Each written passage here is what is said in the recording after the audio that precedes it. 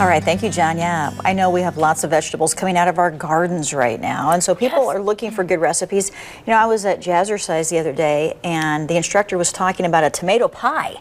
Oh, I know, her grandma would good. always make those using up this tomatoes. So Yeah. you've got one using lots of different vegetables today. Yes. And I love to pick recipes that use the freshest ingredients, and it doesn't get any fresher than Pico De Gallo. If you're not a good cook, all it is chopping, so you don't have to worry about that.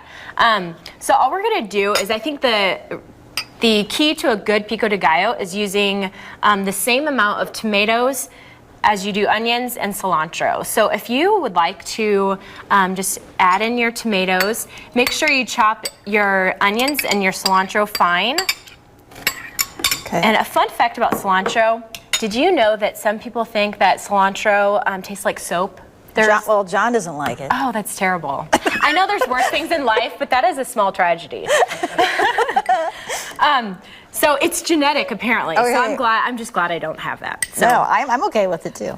we have cilantro, and then we're just gonna add our jalapeno. If you want to have it a little bit more spicy, then leave in those white membranes. Oh. That's how you can control the spice in it. So if you want to add the onion, Right. and lastly, we're just going to squeeze a lime over the top.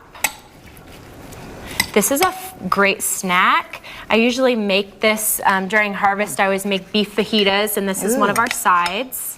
This looks great. And then you're going to season it with a little kosher salt. Make sure that when you taste all the ingredients, make sure you taste it with the chip, because chips obviously have salt in them, so you don't want to add too much salt. Smells great. Then, if you want to make guacamole, all you're going to do is take some of your Pico De Gallo and put it in a little mashed up avocado, and you have guacamole.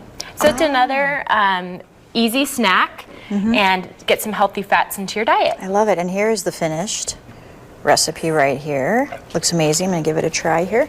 I'm sure you get a lot of happy responses when people try Yes. this. My husband loves this, and so do my kids too.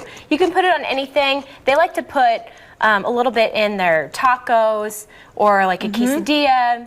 You can add it to just about anything, and it's healthy, and It's a great. win-win. It's great. It is a win-win. And we have this recipe already on our Pure Nebraska Facebook page if you would like to give it a try. All right. Thank you, Crystal. thank you. Back to you, John.